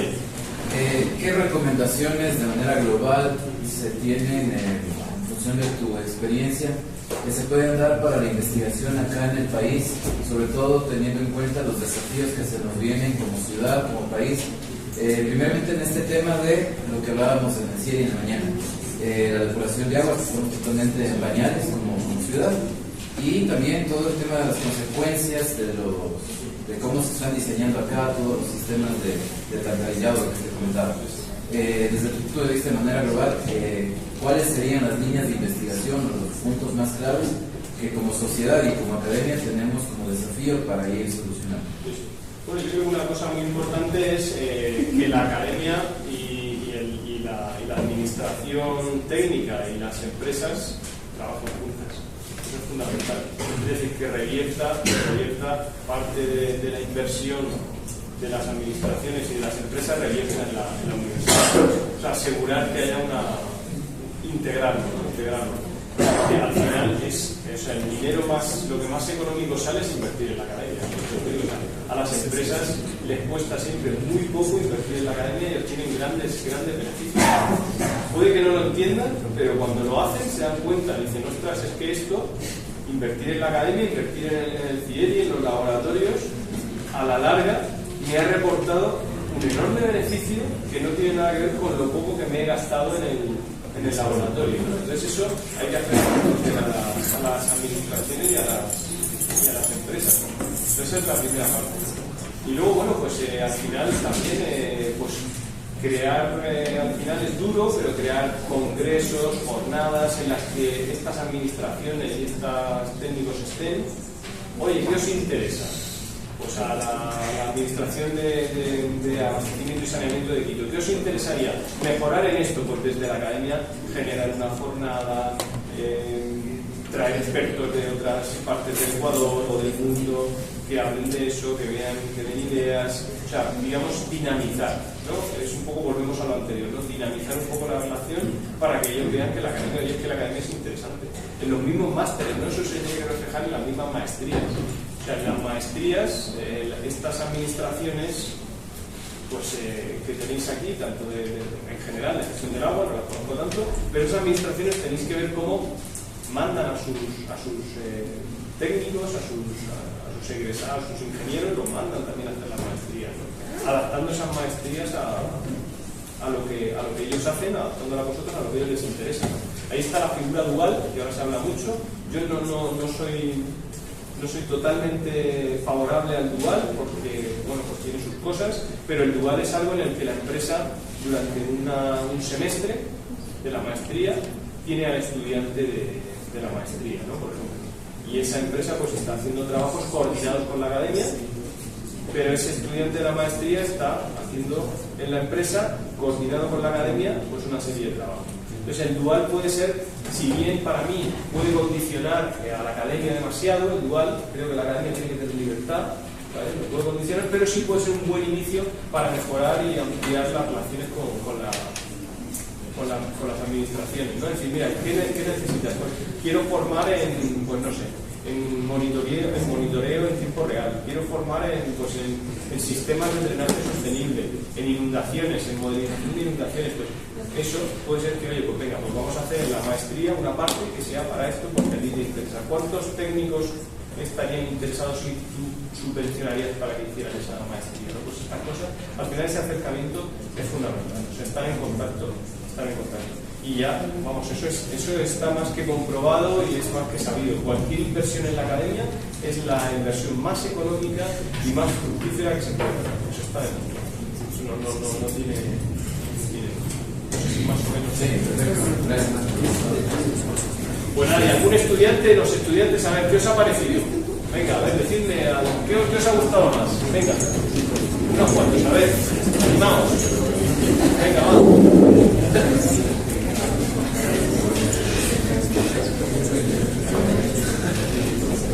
A ver, ¿qué es lo que más te ha gustado? Sí, tú. Me parece súper interesante la parte de que se está implementando para los vertederos estáticos, porque incluso estoy variamente en la parte de alcantarillado urbano. Entonces, viendo aquí en la ciudad hay muchos problemas con respecto a eso.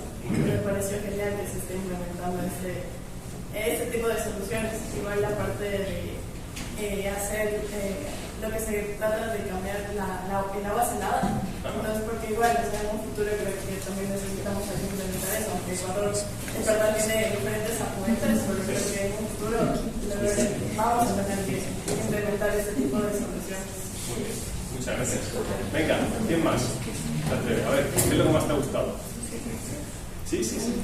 En general, yo todavía estoy en cuarto semestre, no conozco mucho la materia dinámica, pero me gustó mucho cómo no hay que rebuscarse demasiado para encontrar soluciones, sino que son partes chiquitas. Por ejemplo, lo que dijo de las luces LED, no hay que ir a investigar qué materiales, qué cosas, no, sino que conociendo bien las bases de cómo funcionan ciertos materiales o cómo trabajan ciertas componentes de las cosas, se puede crear soluciones para los problemas que aparecen en la sociedad. Claro, eso que has dicho es muy interesante, porque claro, fíjate, yo no hago lo que se llama investigación básica. O sea, yo no estoy investigando cómo mejorar el LED. Yo investigación muy aplicada. Claro, yo vengo de la universidad después de trabajar en empresa muchos años. Entonces yo hago investigación muy aplicada. O sea, intento innovar y mejorar cosas que existen en el campo, ¿no? Entonces eso es muy interesante. Claro, yo no he ido a vamos a inventar un nuevo LED. No, eso es, madre mía, eso habría que dedicarse a eso desde pequeñito, habría que estar ya pensando en el LED, ¿no? Yo pues he llegado y he dicho, a ver, el LED vale menos de $1, es una luz, he visto la longitud de onda pico que tiene, bueno, pues he trabajado mucho, he dedicado muchas horas, pero con algo efectivamente que no es investigación básica, sino investigación aplicada. Y es muy interesante. Sí, sabes. A ver, por aquí, venga, ¿qué es lo que más os ha gustado?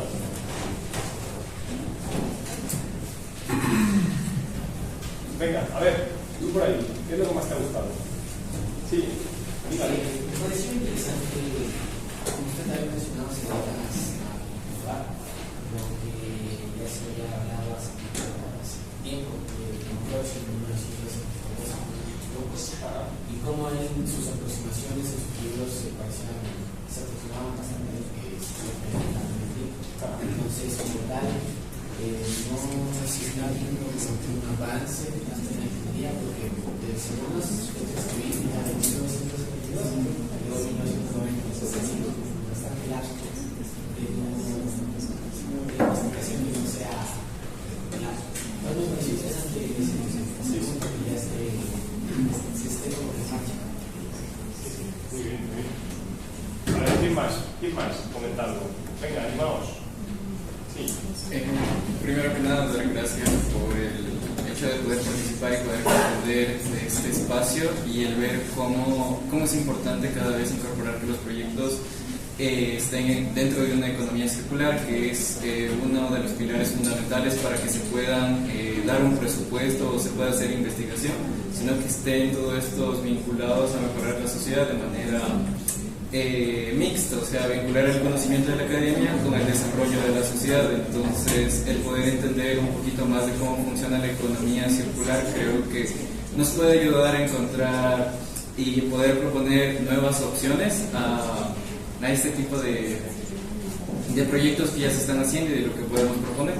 Sí, muchas gracias. Eso es muy interesante.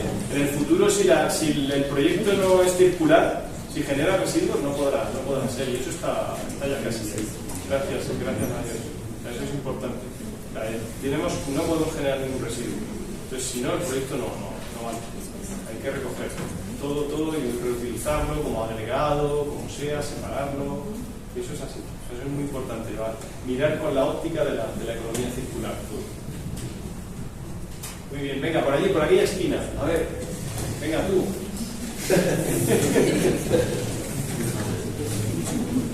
Sí, las dos. Venga, ¿quién empieza? Venga, ¿qué es lo que más te ha gustado? Venga. Creo que acompañamos mucho también la relación de, los saltos de año, porque la reja circunval deja los iguales como una materia. Y no es algo tan elemental, porque se va algo más, siempre se usa más como las rejas tipo test o las cuadradas, ese tipo de barras que son muy normales.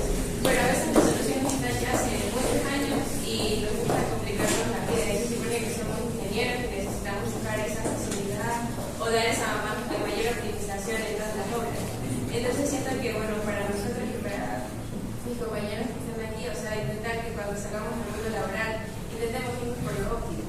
Porque hay cosas como ya investigaciones, como ustedes decían, hay que leer y seguir leyendo, porque hay cosas que ya se dan, o sea, ya están ahí. Y no es que hay que, como a veces saben decir comúnmente, descubrir la rutina, sino solamente aplicar lo que ya sé. Muy interesante. Y muchas veces muchos problemas vienen de no haber leído lo suficiente. A mí me ha pasado mucho, el primero, ¿vale? No haber leído lo suficiente y querer aplicar una cosa, aplicarla mal y entonces decir que esa cosa no vale. Eso es muy típico, eso pasa muchísimas veces. O sea, hay que entender bien para qué es esa cosa y para poder aplicarla y realmente decir si te vale o no, pero aplicándolo bien. Sí, muy interesante el comentario. La chica de delante. Sí, venga. ¿Qué es lo que más te ha gustado? Sí. Igual habíamos revisado siempre en clase y sí, cómo mostró dónde se ubica, la ubicación dentro de eso y las imágenes donde se veía como esto que, bueno, permite una mejor captación del agua mediante este tipo de iluminación. Entonces lo acabo de ver. Muy bien. Ahora mismo, fíjate, hay existen dos software para el cálculo, uno de las rejas Coanda y otro el de las rejas de otros perfiles, ¿no? Uno lo ha desarrollado en la tesis de esta universidad y el otro lo han desarrollado en el Bureau of Reclamation en Estados Unidos, ¿vale? En Colorado, muy cerca de Colorado, ¿vale? Esos son los dos únicos software que hay ahora mismo para calcular estos sistemas de captación. Fíjate, ¿no? Que parece que el mundo es muy grande y tal, pero al final luego no es tan grande, ¿no? Las cosas, pues bueno, una vez que te metes un poco, enseguida das con ellas, ¿no? Muy interesante. Sí. Muy bien. Venga, un último comentario. Venga, a ver, ¿quién se anima? Venga. ¿Puedes comentar un poco cómo está la demanda en el ámbito laboral en España para este tipo de perfiles? Para irnos todos. Madre mía, ¿cómo haces esa pregunta? Bueno, vamos a ver.